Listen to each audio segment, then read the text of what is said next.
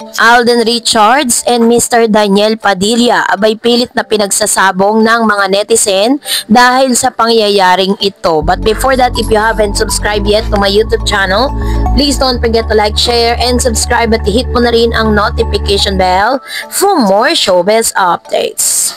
Bago tayo of course magpatuloy sa ating updates for today's video, nais kong pasalamatan kayo for always watching and trusting this channel. Thank you so much sa inyong palagi ang panonood at palagi ang pagsubaybay. So, usap-usapan po ngayon at pilit na pinagsasabong itong si Alden Richards tsaka po si Mr. Daniel Padilla.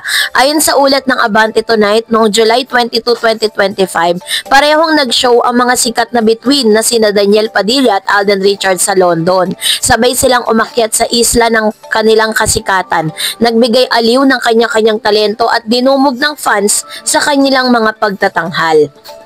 Ngunit nang magkapareha sila sa isang lokasyon, umusbong ang bahagyang tensyon sa mata ng social media at ilang tagahanga kung sino ang mas kinabog o umani ng mas malaking suporta mula sa audience sa London. May mga nagsabing tila mas panalo si Daniel sa crowd interaction, ticket sales at social media buzz, ngunit mayroon din namang matitinding Alden fans na hindi nagpahuli sa pagdepensa sa kani-kanilang mga iniidolo. Si Daniel Padilla, sikat mula sa mga teen dramas ng ABS-CBN kasama si Catherine Bernardo. May mga hit album at concert tours kabilang ang mga international venues tulad ng London. Kilalang nickname na Katniel kapag nagsasama sila ni Catherine. Meron siyang malawak na fanbase na maagap sumusuporta sa bawat proyekto niya. Si Alden Richards, sumikat sa noontime show Eat Bulaga, ang love team nilang Aldab kasama si Maine Mendoza. Mayroon sariling stardom bilang aktor, singer, performer at recording artist. Kilala rin ang fanbase ni Alden sa social media at sa matinding suporta sa bawat engagement niya.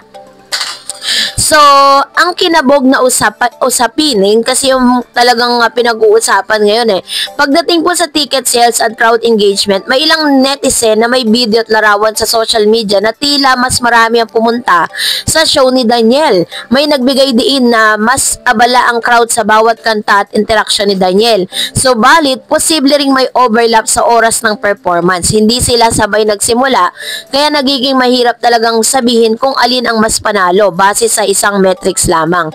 So, sa social media buzz naman, lumakas ang hashtag Daniel London sa ilang platform habang ang hashtag Alden Richards London naman ang trending sa iba. Rapidly ring nag-viral ang mga memes kung sino ang mas magaling magpakilib moments. May mga fan-made video edits kung saan pinagpapalit-palit kung sino ang mas tumatak kina Daniel o Alden. So, sa mga media coverage and press mention naman, special na coverage mula sa Philippine tabloids tulad ng Abante, PH, Showbiz Portal at iba pa. May mga kwento hinggil sa stage performance, interaction, audience at viral moments. Posible ring meron ding independent content creator na nagpi-feature sa kani-kanilang mga performance. Masasabing normal sa showbiz ang ganitong rivalry, lalo na kapag dalawang malalaking artista ang kasali sa iisang eksena. May ilang kasing elemento sa dynamic ng fan culture na patuloy na humihikayat ng ganitong trend. So, meron tayong tinatawag na celebrity competition o fan-driven rivalry. Madalas kasi hindi talaga may tunay na hidwaan ng mga artista, no? Mas laganap ang friendly competitiveness na pinapaigting ng media at social media. Isang paraan para makuha ang atensyon ng publiko. Una, merong tinatawag na media strategy. Ang pag-highlights na kinabog ay narrative na nakatutulong sa sales ng tabloid. Fan dynamics. Ang mga fan group nila ay nagkakaroon ng rallying cry. Mas masaya ba ang paborito mong artista sa London kaysa iba?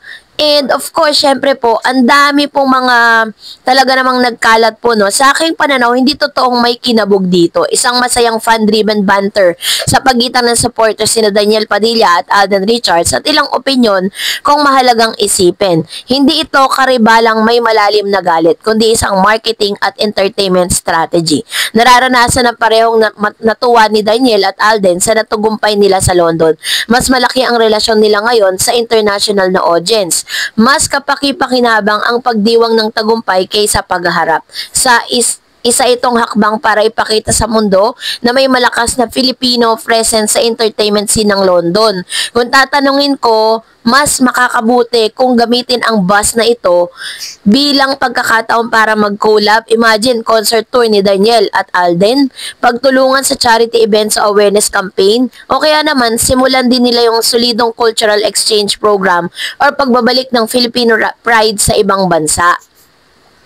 Ang kontrobersyang ito ni Daniel at Mr. Alden Richards sa London ay magandang halimbawa ng fan-driven excitement at media amplification. Wala naman pong nanalo or natalo talaga. Pareho panalo ang kanilang pinagsamahan sa industriya at tagumpay. Hanggat responsable, masaya at respetado ang dynamics, hindi na maganda to para sa entertainment culture.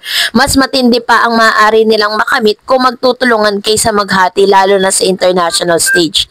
So, ibig sabihin niyan, hindi po natin pwedeng compare yung achievement nitong si Mr. Daniel Padilla kay Alden Richards kasi may kanya-kanya silang spotlight, may kanya-kanya silang fan base. It's just so happen na dun sa panahon na kung saan si Alden po ay nag-tour o nagkaroon ng concert doon po sa London is kakaunting tao lamang ang nakakaalam, while Mr. Daniel Padilla ay hindi pa man po siya nakakapag-concert doon, ay usap-usapan na. So ibig sabihin may pagkukulang pagdating po sa tinatawag na marketing strategy. Pero, all in all, wala pong panalo or walang talo sa kanilang dalawa kasi ang pinakamahalaga dyan is nagawa nila yung kanilang part bilang entertainer sa London. At ngayon naman, narito ang ilan sa mga comments, reaction po ninyo patungkol naman sa ating latest updates. Let's start off sa isa pong viewer natin, si Tchaikovsky. Sa Antipolo din nakatira si Miss G na matagal nang na-link kay Alden since 2022 pa, pero very private and secret. Sino naman si Miss G? Si Glenda. Sabi naman ni Miss Demetrius, Miss Doris, dapat wag namang pumatol si Alden sa mga high profile na girls kasi iwan din siya.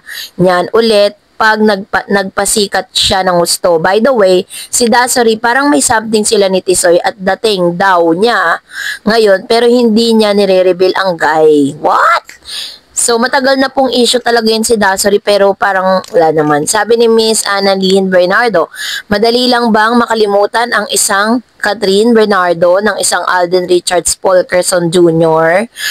Alam nyo, hindi naman po nila kinalimutan ng isa't isa kasi nananatili pa rin naman silang magkaibigan. Sabi ni Miss Wilma, wow, talagang magbubukod na siya, parang sikat. Sana may celebrity magsama na sila. Sana lang, pero sila pa rin ang masusunod sa kanilang desisyon, di ba, Miss Celeb? May mga sariling pag-iisip, di ba? May edad na sila. Yun, tama naman, di ba? Na may kanya-kanya silang sariling pag-iisip, may kanya-kanya silang mga gusto sa buhay na hindi natin pwedeng pigilan kung ano po yung pwedeng nilang gawin, di ba? And another one, sabi ni Mr. Compatible, sikat for sure. Sabi ni Rodel, nagpapagawa lang ng new house, mag-aasawa na si Alden. Kaya siya nagpapagawa ng new house dahil sa mga bikes niya at collections, hindi na kasya sa penthouse niya. O diba, ito isang malaking revelation. Kasi maaaring ganon. Kasi si Alden Richards po ngayon, sobrang hilig niya po sa mga bikes.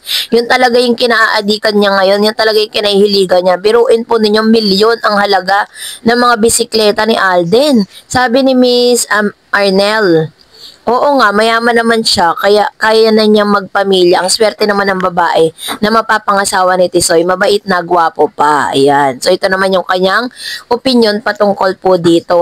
True po yan. Kung sino man po yung mapipili ni Alden Richards, talagang, na siya, kumbaga parang stable na. Sabi ni Miss G. Capuras, pwede naman magpatayo si Alden ng sariling bahay niya kahit di pa siya mag-asawa. Kung sakaling biglang naisipan niya mag-asawa, may matitirahan na siya kaagad. Kasi yung bahay niya sa Nubali para sa pamilya niya yon.